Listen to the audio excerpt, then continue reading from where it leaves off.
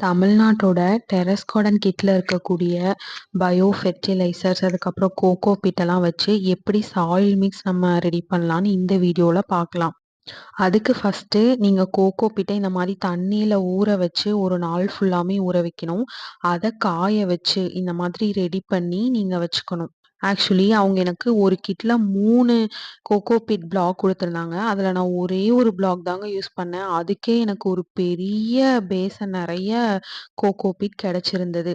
சரி, இப்போ ஒரு கிட்டோட அளவ வச்சு நம்ம எப்படி யூஸ் பண்ணலாம்? சாயில் மிக்ஸ் ரெடி பண்ணலாங்கிறத பார்த்துரலாம்.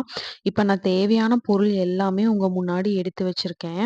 ஃபர்ஸ்ட்டு நான் புளிச்ச மோர் அந்த ஒயிட் கலர்ல இருந்துச்சு இல்லையா? அது புளிச்ச மோரையும், தோசை மாவையும் வந்து கலந்து வச்சிருக்கேன். அதுக்கப்புறம் ஒரு 20 லிட்டர் பக்கெட் நெறைய செம்மண். இதுல என்ன ஒரு பெரிய விஷயம்னா, இது எல்லாத்தையுமே மாடிக்கு தூக்கிட்டு வரது பெரிய விஷயங்க. பாத்தீங்களா, 20 லிட்டர் பெயிண்ட் டப்பா நெறைய செம்மண் எடுத்திருக்கேன். கொஞ்சம் கட்டி கட்டியா தான் இருக்கு. இருந்தாலும் ஒண்ணும் பிரச்சனை கிடையாது.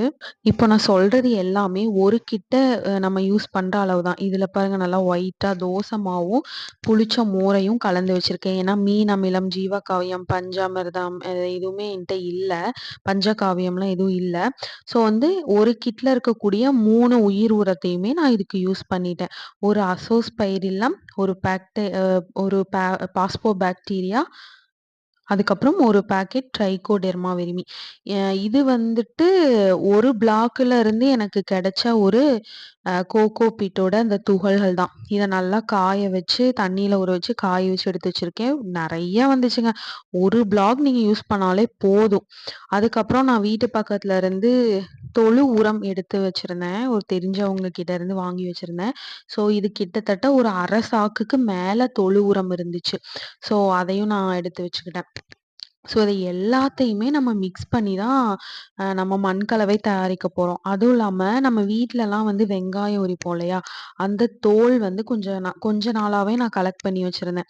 ஸோ அதையும் நம்ம இதோட மிக்ஸ் பண்ணிக்கலாம். அப்படி இல்லாட்டி நம்ம இத மிக்ஸ் பண்ணி நம்ம வந்து ஒரு 20 நாள் இத யூஸ் பண்ணவே கூடாது.